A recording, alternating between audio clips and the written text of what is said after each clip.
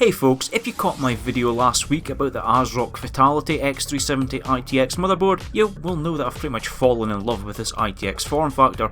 It's currently nestled into my Raijintek STYX case, and while it's certainly a compact option, that case is really designed for Micro ATX boards. The little Vitality board deserved something that was built from the ground up to take advantage of its tiny size and also its performance potential, and that's where the Thermaltake Core V1 comes in. Now this is by no means a new case, it's been on the market for a number of years, but at only 35 quid, it's one that should still be on your radar if you want a practical, compact and pretty unique cube chassis for your ITX build. The case comes well protected and it has protective film covering the window panel. The interesting thing about the Core V1 is that all three side panels are actually removable and they're also interchangeable, something that in my opinion is a great feature, and it's going to open up the door to so many opportunities for variations. From the factory, this windowed panel sits on top and allows you to look down and oogle your build once you've finished. Although it's a cube case, the Core V1 is on the smaller side of its scale, coming in at just above 22 litres, which, while not being the smallest mini ITX case, it's certainly down there. This version of the Core V1 is the Arctic version. It comes in all white, but there is also a black version available, and it's nice to see that the colour also extends to the interior, which is great, as often you see white cases with some jarring black interiors. The input-output on the Core V1 is situated at the side towards the front, and it features the usual affair of two USB 3 ports, two 3.5 front mill audio jacks for headphones and mic, and of course a power and a reset button. It's a tidy layout and it doesn't stick out, which is always nice to see, especially in a build which is focused on looks. The front of the case is quite unique in that it features a honeycomb design, which allows for huge airflow, even more so, well for the size of the case anyway, thanks to a 200mm cooling intake fan nestled behind the honeycomb structure. The side panels, they also feature that honeycomb mesh design, and all four panels, that's the two side, the top and the bottom, are held in with two thumb screws each with a plastic grip and more than enough thread to make fitting them really easy. Taking off all the panels is a complete dawdle, and when we do that we're left with the empty shell of the Core V1. And here you can just start to appreciate how much space we've actually got inside. The case does have support for full-size graphics cards and even CPU coolers up to 140mm in height. So although you won't be able to fit the tallest air coolers in this case, you are going to have plenty of options, and of course if you really want a tall air cooler, you can simply remove that top panel. Taking a look at the Core V1 internally, and we can see we've got two slots for hard disk drives, which also support 2.5-inch SSDs, which I think we're going to be adding into this build. The nice thing is they're actually completely hidden once the build's in place, and the mounting system is really solid and sturdy.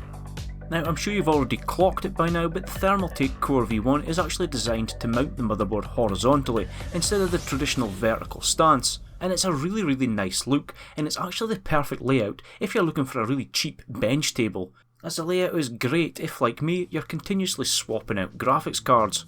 Installation into the Thermaltake Core V1 was very easy to say the least, and it's probably one of the easiest cases that I've actually built in so far, which is pretty amazing when you consider its form factor and it's designed for mini ITX builds. If you've watched the video last week, you'll know that the Vitality build was already pretty efficient in terms of cabling and tidiness, so transferring this build from the STYX into the Core V1, it was an absolute dawdle. In terms of graphics card support, the Core V1 is a maximum support for about 28.5cm, and you're obviously going to be a little bit restricted if you want to use a 3-slot cooler, but like with tower air coolers, if you really need that, you can simply remove the side panel and it should fit in fine. In terms of cable management on the Core V1, it's again fairly easy. The PSU is mounted under the shelf which the motherboard is located on, and this allows for ample space for cables. And there's a nice cutout for you to route those cables, meaning that there's no real excuse for you to have a messy build here. And it's really going to help those who are wanting to make an ITX build on the cheap and just simply don't want to splash out the money for a modular or semi-modular power supply. Although I should note that if you're using even a semi-modular power supply, the cable length can be a little bit long. Ideally you would want a fully modular power supply and get custom length cables, and that would allow you to make a really tidy build. And it would also help the airflow characteristics, as when you've got a bunch of cables bunched up down there, I'm not going to say that it's going to totally impede your build's airflow. That 200mm fan pushes more than enough air for that not to really be a concern. But if you're a purist, you are going to want to go down the fully modular route and get those custom cables in. So for a build video, there's nothing really interesting about it. Simply plonk the motherboard on, 4 screws, and away you go. The one addition from the previous video though is this silicon power SSD, which is a great SSD in terms of performance to price, and really for the cost of SSDs like this, and the very reasonable capacity options, there's no real reason for you not to at least include an SSD as an OS drive, even in your most budget of builds. Then something like the silicon power SSD is going to fit the build perfectly, and again it is going to be multitudes faster than a mechanical hard drive.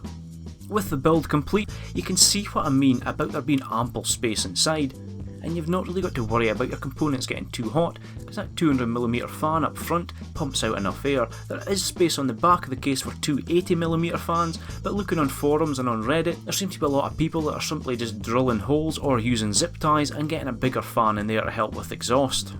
Obviously the bigger fan you've got, the quieter it can run, which is often a key feature in a mini ITX build. So that's the build complete, and to be honest with you, I really love this Core V1, especially for the price that I paid for it.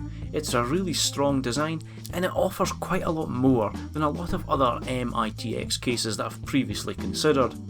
The support for a full-size graphics card, especially with the little notch in the front panel, just shows how much thought is going into the design here, and it's all these little things that add up to making a really nice case. So we've got strong build quality, interchangeable panels, a nice 200mm fan that's not too intrusive when it's going full whack, good options for cable management, and good airflow. So really, what's not to like about it? Coming in at 35 quid, the case screams bargain, and that alone could be enough to put a lot of people off, but when you consider what you actually get for the money, it's not surprising that the Thermaltake Core V1 has been one of those go-to cases for mini ITX builders.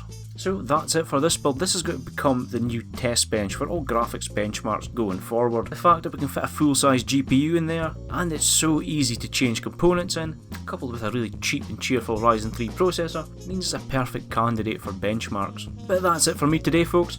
I hope you've enjoyed this little look at the Core V1. I wasn't actually going to do a video on this, but I really felt like it was something that I wanted to share with you, so I'd love to know if any of you guys have actually built in the Core V1, or you're considering building in it, or if the combination of the Core V1 and that ASRock AM4 X370 motherboard has started to sway a little bit into considering the ITX form factor. I'll say again, I absolutely love this ITX form factor, I love this case, and for the price of it, I keep harping on about the price, but it is really an absolute bargain. But that's it for me, folks. I've got to set this thing up and start benchmarking that old R9 285. So take care, and I'll see you all in the comment section down below, and in the next video.